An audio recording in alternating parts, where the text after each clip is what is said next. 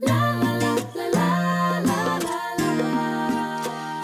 and welcome to Elizabeth's Craft Room for another show and tell project. And this one is Two Cats to Fireplace. You might have seen my video the other day with two cats sitting on a wall. So kind of similar idea. Again, I wanted them to be looking at something, and I thought what you always see if you've got a cat and a fire is that view. So I thought I would go ahead and give you a little bit of background into how I made this. So I used quite a bit of the Wood Textures designer paper for this. So I've used the background piece there, was kind of some of this kind of paper.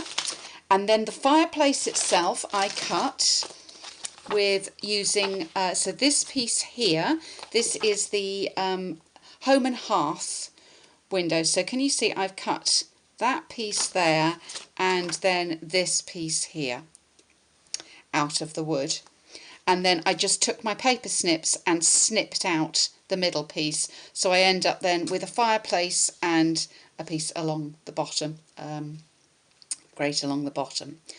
I also put behind there a piece of the basic grey cardstock, and I've daubed the edges so that you get that kind of effect of some depth there.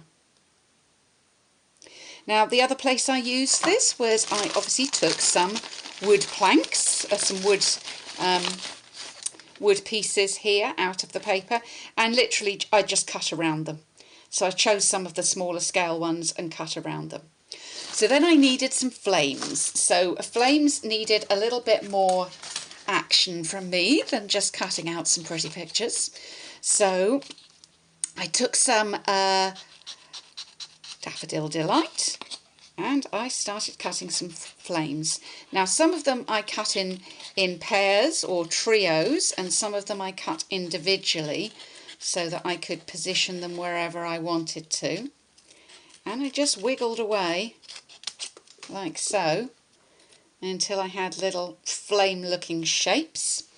And then I took some pumpkin pie ink and a sponge, and then just sponged over and at the bottom as well, just to give a little bit more variation in colour. I then put those, and I stuck them partially behind the logs and then a few of them in front of some of the logs. So I think I had like 2 layers of the logs there and then the flames in and amongst them, if that makes sense. I'll show you closely. I then punched the cats with the cat punch, and that's it. There's really nothing else. I think I've got a little bit of sponging, a little bit of grey sponging on the grey cat, a little bit with an aqua painter, but really you don't notice an awful lot of that. Yeah, I also picked out a nice greeting. That was actually from Bookcase Builder. Thank you for being my friend. I had kind of intended at one point to do the card the other way round, and then I was going to put some of these bits and pieces on the mantelpiece. And what you could do is you could lower this down. You don't really need that amount of height, but I kind of felt it was proportional to the cats. You could of course make a bigger card and as I say also use those bits and pieces. But that's where thank you for being my friend, that's where that stamp came from. So I hope you've enjoyed show and tell at Elizabeth's Craft Room today. Leave me a comment or a thumbs up down below if you're watching this on YouTube. I would really, really appreciate it. And I look forward to welcoming you back again soon.